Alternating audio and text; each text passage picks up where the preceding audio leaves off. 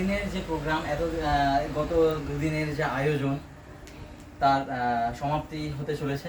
তো তার আগে আমরা মানে সবার বক্তব্য বা সবার অভিজ্ঞতা, স্যারের এখানে আসা বা স্যারের এখান থেকে তাদের যেভাবে সমৃদ্ধি লাভ, সেই জায়গা থেকে তারা সবার যে অভিজ্ঞতা তারা আমাদের সামনে তুলে ধরেছেন। আমরা একে একে সবটা শুনেছি।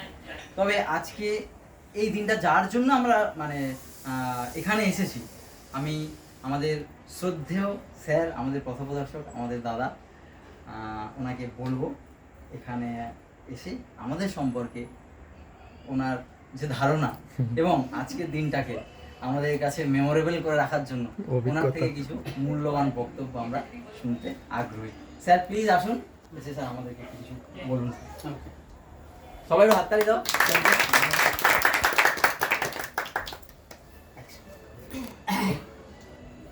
প্রতিদিন আমি তো সিংহভাগ ক্লাসের বক্তব্যটা রাখি। আজকেই হয়তো প্রথম এতক্ষণ হলো যে প্রায় 1.5 ঘন্টা ব্যাপী একটা সময় আমি ছিলাম দর্শক এবং তোমরা ছিলে স্পিকার। তো এই স্পিকিং পসিবিলিটিটাকে জেনারেট করার জন্য আজকের এই অনুষ্ঠানটার দরকার ছিল। যদি আমার দিক থেকে জিজ্ঞেস করো তাহলে আমি বলবো শুধুমাত্র এই ইন্টারাকশনটা করার জন্যই দরকার ছিল। কারণ দরকার ছিল না এমনও কারণ আমাদের কাছে উপস্থিত কারণগুলোর মধ্যে, এখানে যেহেতু আমি তো পড়াই বলে পড়াই, মানে তোমরা টিচার্স ডে হিসাবে পালন করছো, এছাড়াও এই ব্যাচে 4 থেকে 5 জন যারা ইনস্টিটিউশনাল টিচার 8 থেকে 10 বছর চাকরি করে ফেলেছো, প্লাস প্রত্যেকেই এখানে যারা প্রাইভেট টিউশনস করো, তাদের মধ্যেও তো একটা টিচিং সত্তা লুকিয়ে রয়েছে। সেই জায়গা থেকে দাঁড়িয়ে আমার কাছে সবার আগে এই শুভটা শুভ না, এইটা বাদ দিয়ে লিখলেই বোধহয় ভালো হতো। কারণ এই বছরের শিক্ষক দিবস কোনো শিক্ষক যে শেখায় এবং যে শিক্ষার্থী যে শেখে কারোর কাছে শুভ হতে পারে না। কারণ বর্তমান পরিস্থিতিতে আমরা দাঁড়িয়ে এমন একটা সামাজিক দুর্দশাগ্রস্ত পিকচার মিডিয়ার থ্রুতে বা অন্যভাবে দেখে ফেলেছি যে এটা আমাদেরকে শোকার্ত করবেই। এর দ্বিমত বোধহয় এখানে কেউই করবে না, বা রাজ্যব্যাপী এমনকি ভারতব্যাপীও যদি আমরা সেটাকে একটা সর্বভারতীয় সেন্সে নিই তাহলে সেটাকে করতে পারবো না। তো সেই শিক্ষকদের একজন রিপ্রেজেন্টেটিভ হয়েও তো তোমরা অনেকে আছো, অ্যাজ ওয়েল অ্যাজ আমি নিজেও এখানে। তো সেই জায়গায় দাঁড়িয়ে এটা শুভ না। 2 নম্বর আরেকটা কারেকশন, সেটা হচ্ছে যেহেতু আমরা ডেটের পরে কোনো কিছু সেলিব্রেট করছি তাহলে সেটা হয়ে গেল পোস্ট ডেটেড।